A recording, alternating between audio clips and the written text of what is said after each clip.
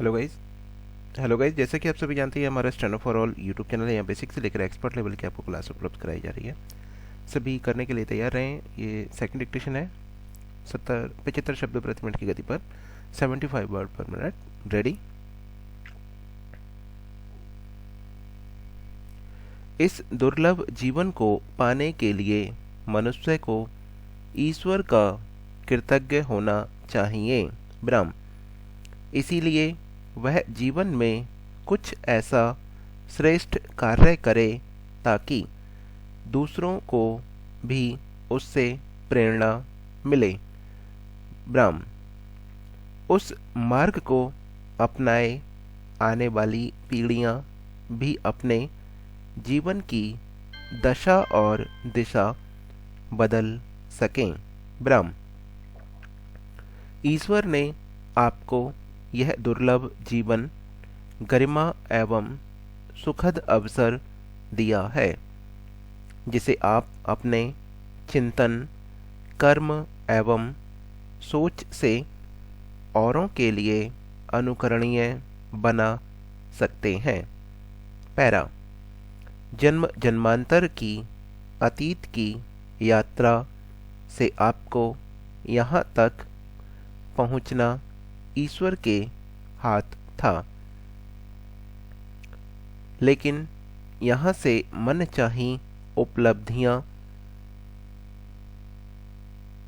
की मंजिल तक पहुँचना स्वयं आपके हाथ में है। ब्रह्म। आप केवल अपने भविष्य के निर्माता मात्र नहीं बल्कि राष्ट्र के भावी भाग्य विधाता भी है।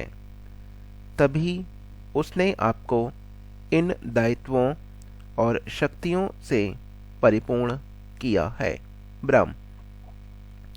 आपका व्यवहार चरित्र और कर्म अपने आसपास तथा नई पीढ़ी के लिए उस आलोक स्तंभ की तरह है जिसके प्रकाश में नए युग के स्वप्न अंगड़ाइयाँ लेते हैं।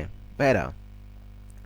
अकृतज्ञ मनुष्य गुण की अपेक्षा दोष दर्शन में विश्वास रखने को बाध्य होता है।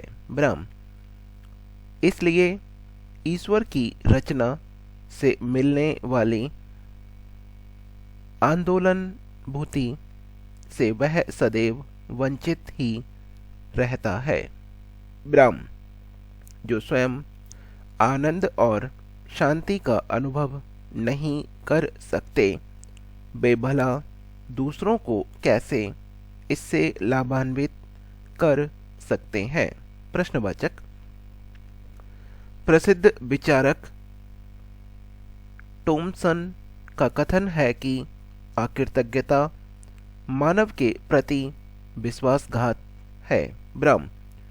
जीवन में ईश्वर हो या मनुष्य जहाँ से भी जीवन में प्रेरणा दया मदद अनुकंपा अवसर और ऊर्जा प्राप्त होते हों उनके प्रति कृतज्ञता का भाव प्रदर्शित करना आपके व्यक्तित्व ज्ञान और चिंतन की सकारात्मकता को दर्शाता है, जबकि अकृतज्ञता का भाव आपके अहंकार अज्ञान और विचार